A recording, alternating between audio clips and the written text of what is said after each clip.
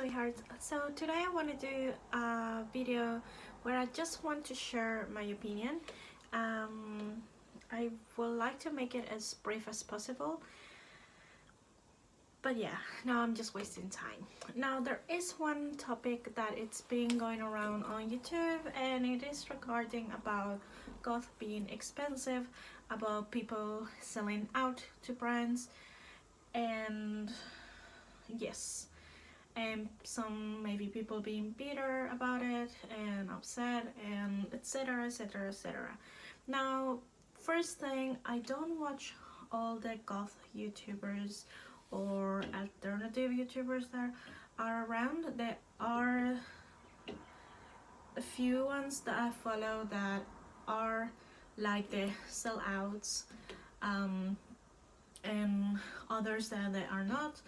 I did watch, I think, the first video that I can't remember her name, Bright Summer. I can't remember her name, sorry. And I think she's the one that started with the tag that is Goth Expensive.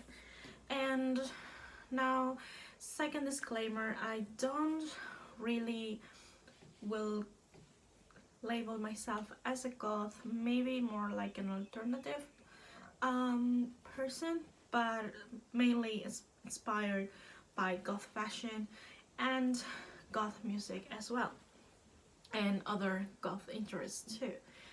But I don't wanna, I really wouldn't like to label myself as goth, as probably there will be many people that will tell me you're not goth, and yeah. So I don't want to get into that, but just as a person who does indeed buy some of the brands stuff like Killstar, Restyle, Punk Raven, I think is the other, and many other brands, I just want to give my opinion in that perspective. First thing, is it goth expensive? I don't think so, actually.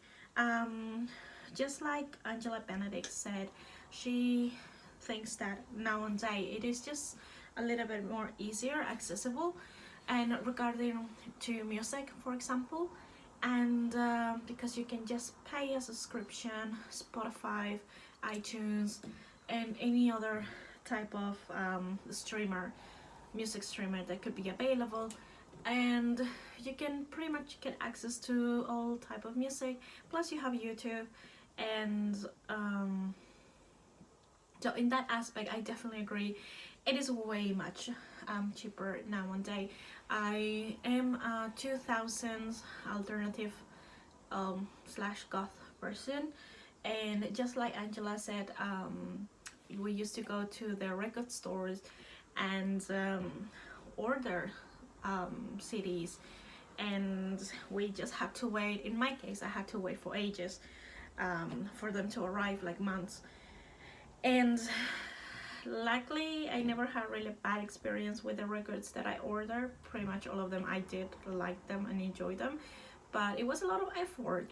And because in my case I spent all my teenage days and all that period when you're kind of discovering yourself and you want to access the things that you have interest on.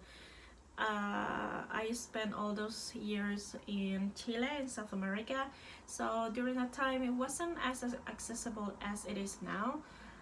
So there were only a few record stores that had this kind of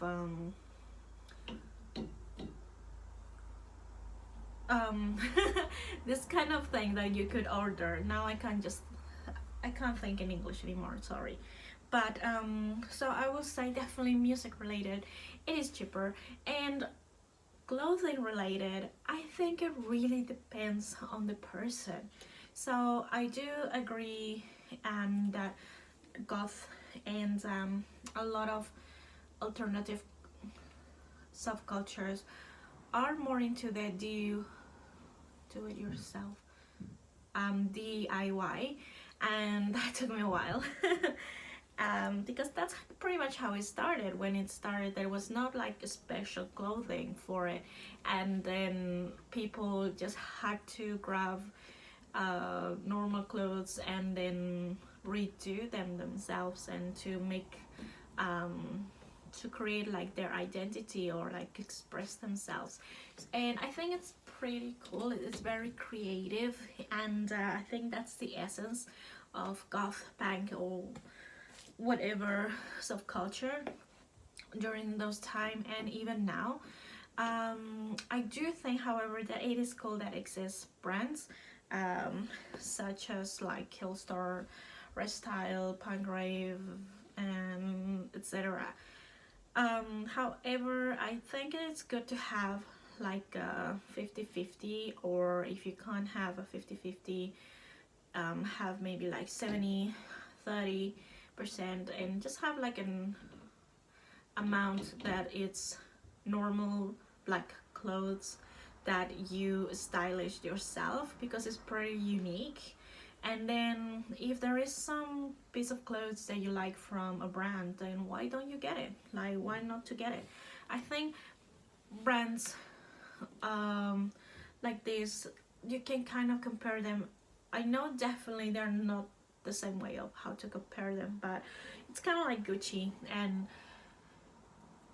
they are, oh, that was weird. So there are some like Gucci, not everyone can buy them, and I know it's like very extreme example, but Gucci, for example, not everyone can buy a Gucci piece of clothes or whatever, but you can kind of spoil yourself or save up for at least one because of the high cost. Now with brands like Killstar, they're not as expensive as a Gucci, however they are quite overpriced. So a shirt, maybe, I don't know the US dollar value, because right now at the moment I live in New Zealand, so it is, I will be speaking with New Zealand value, the New Zealand dollar value, sorry. And to be honest, I feel like it's even more expensive. But for example, here, if there is, where I live, there's only one store that has like alternative clothes and has brands like Killstar, Dracula clothing, etc. And for example, one shirt, like the one I'm wearing, for example, I think that cost me like 45, indeed overpriced. And but for example, in my case, the ones that I bought is because I really did like them, and I really do wear them. But however, my favorite piece, it is actually a shirt that I got in a thrift store, and it's the one that I always get compliments for. And I love it. It's my favorite piece that I have. But I like to have, when I can, I like to get things from brand, and then mainly I will get things from a normal shop or a thrift store. Now the other thing that I do a lot is, like, if you go to websites such as eBay or Wish, you will find some alternatives that are actually pretty affordable, and some of them actually have good reviews. And I have one piece that I really like, that it is just kind of like a tunic kind of thing, and got it from eBay. It wasn't so expensive, and it ended up being actually really nice quality. So, and it looks pretty cool. And I have found similar things through brands, but not exactly like that one, and I really like it.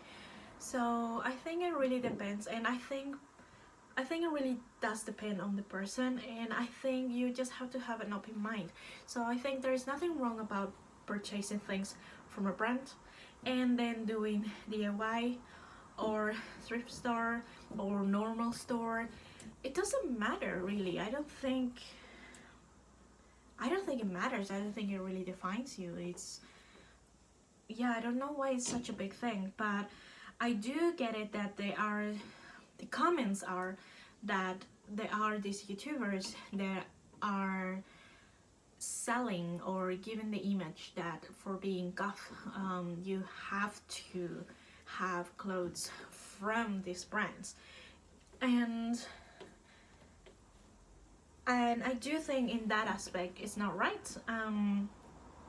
I think they should just, I'm not against them showing what they receive from the brands, and I think it's pretty cool that goth YouTubers or like alternative YouTubers get the option of, or the opportunity of being sponsored by these brands. I think it's pretty cool, and I think especially as YouTube, it's not like for a lot of people YouTube it's their job, and with all the ad thing, like the ads being removed, and there's so much trouble, and for what I know, getting a sponsor is not easy. So I think it's pretty cool that they get the chance to be sponsored by these brands and obtaining some cool clothing for themselves.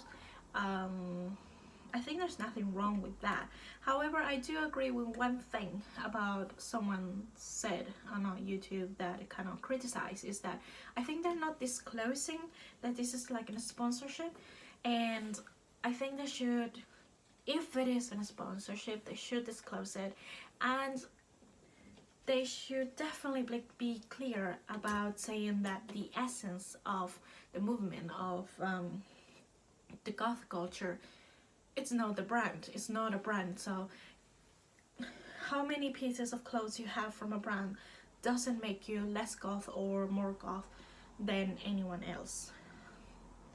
So it's just, it doesn't define. So I think what makes you goth is not even your clothes, it's just like how you do identify with it, how you relate with the culture. And of course, dressing, it is a way of expression, and it is a way that you reflect how you feel or what you are, but it shouldn't be on 100%, to be honest.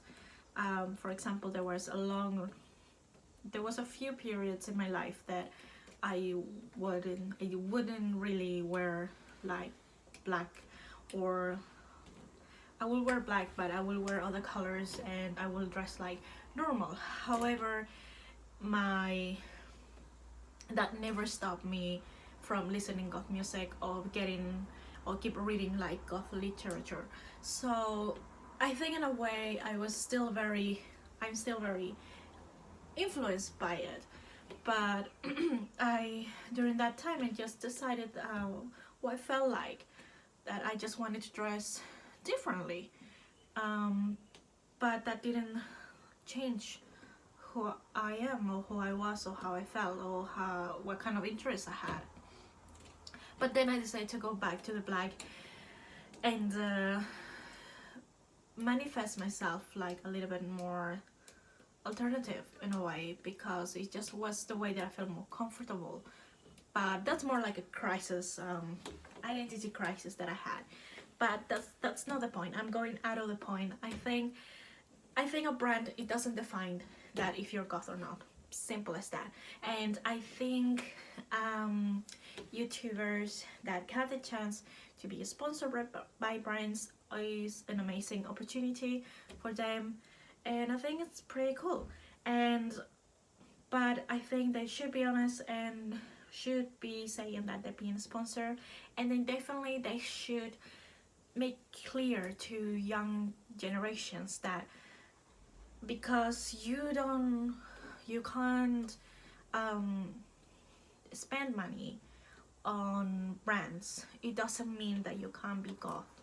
And I think that's a huge like disclaimer that they should say, of things that they should clear up, because it can lead to misunderstandings, and especially from like young people, young generations. Because I remember just when being young, I would pretty much believe anything that could be told. And I would believe that if there is a YouTuber or a certain person that I will admire or look up to, and then they will be promoting, I don't know, any brand, and I'm seeing like, oh, she is what I want to be, then I will be, but damn, I can't purchase this, or like my parents won't buy me this, and or I don't have enough money for this. And like many people were saying, is that you can't really afford to have a brand wardrobe when you are an adult, even because you have so many other expenses, life expenses. So of course that's completely unimaginable, like unimaginable. And unless that you're super wealthy, but I don't think that's the scenario for everyone. There's one other thing that I do want to talk about, and it's about YouTubers. And I have noticed this in general, not with the like goth community, but a lot of communities on YouTube and even outside YouTube. When you have a disagreement with someone, for some reason, a lot of people tend to go into the personal aspect when you just disagree with one aspect of the person. And I just do not agree to touch into personal stuff, because like in YouTube, you just see what the person tells you, but you have no idea what actually is happening behind the screen. And you might have thoughts, and we all have imagination, and we think that this is what's happening, but it actually might not be happening. And so the perception that we have, it's not real. So, and if you disagree with a YouTuber being a sellout, I think that's the expression, being a sellout, just complain about that. Don't touch the person's personal life, because you don't know exactly what's happening there. It could be indeed that the person hasn't made enough wise decisions in her life, but you don't know, like you don't know why this person has taken those decisions. You don't know why this is actually happening to that person. Yeah, I'm not defending anyone in a way. It's just I don't like when people just gets upset about one thing with one person, and then they just burst into criticism, and they just touch on things that are not related. So it's kind of like when you're at work and you don't agree with how one of your colleagues does his or her job. And if I don't agree with a person, then I will talk about, hey, I don't like your methods. But I won't start to attacking, hey, like you're still single and I don't like how you work, but hey, how come you're still single? Like that's not right. And stuff like that. It's one thing is not related to the other, and unless that you know the person, you don't do that. And even if you do know the person and what actually is going on, you don't go and just burst it on social media. And yeah, I think it's just becoming too easy to criticize people. I'm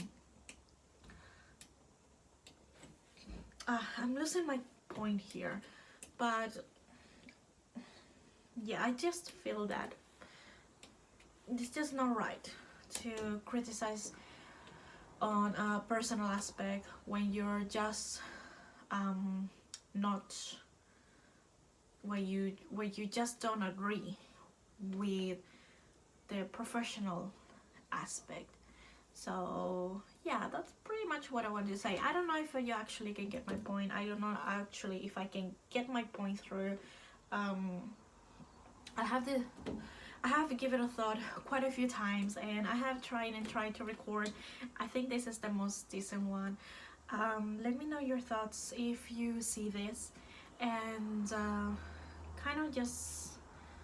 And the last thing I just want to say, like in general, maybe to summarize everything, if I can do that, it's just like be nice to each other, like be kind.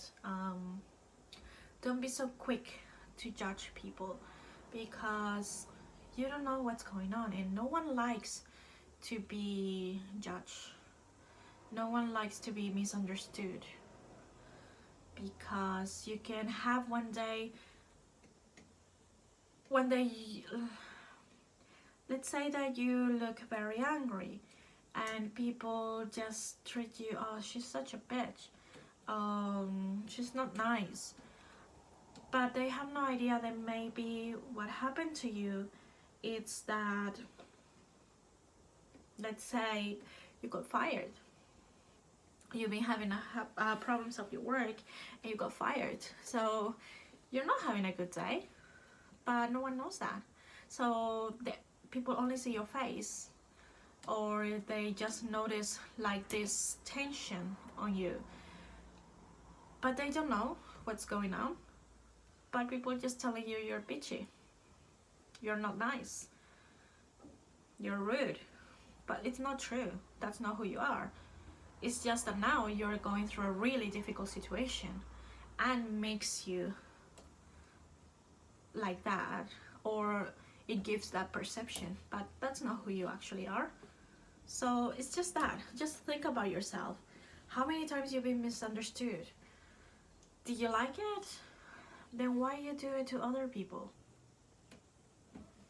I think that's pretty much. I don't pretend to preach or anything.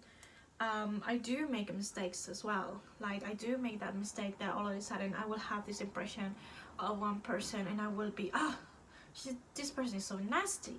But then I think about it, wait, how many times I've been nasty with people and it's not their fault.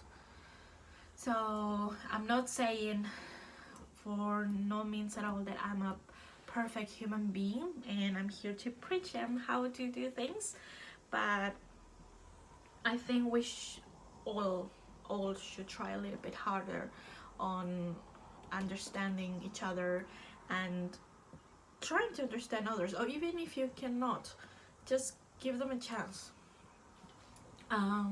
Yeah, that's pretty much it. It's getting long, and yeah, thank you for watching. Again, if you have any comments or want to correct me on anything, please feel free to do so on comments below. Actually, I would really like to. But yeah, I'm sorry that I usually, like, I don't have I'm not really frequent on YouTube, and all of a sudden I just jump into this topic, but I just felt like I wanted to rant a little bit, or just give my opinion, I guess. Let me know if also you have interest on me giving my opinion about any other topic, but probably if I really feel really strong about it, I will do anyways. But yeah, that's it. Thank you for watching.